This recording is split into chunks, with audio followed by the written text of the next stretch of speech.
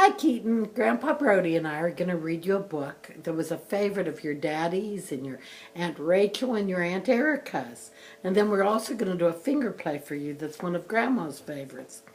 But the book is going to be Where the Wild Things Are. And this copy happened to be your daddy's and theirs, and you can see it was very well loved. Where the Wild Things Are. The night Max wore his wolf suit and made mischief of one kind and another. His mother called him Wild Thing, and Max said, "I'll eat you up!" And he was sent to bed without eating anything.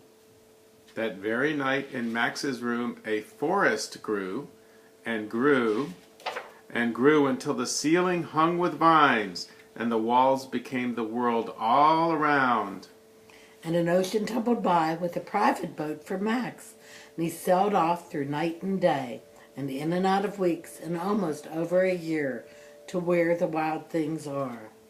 And when he came to the place where the wild things are, they roared their terrible roars, and gnashed their terrible teeth, and rolled their terrible eyes, and showed their terrible claws.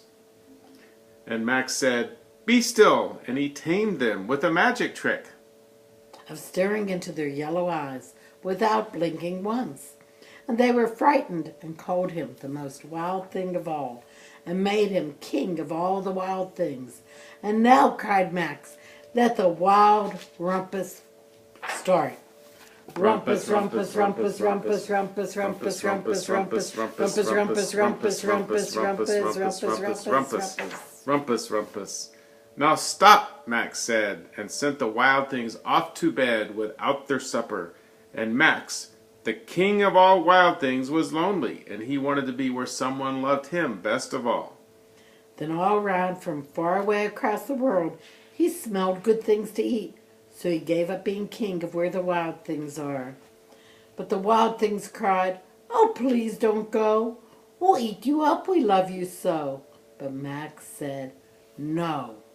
The wild things roared their terrible roars, and gnashed their terrible teeth, and rolled their terrible eyes, and showed their terrible claws. But Max stepped into his private boat and waved goodbye.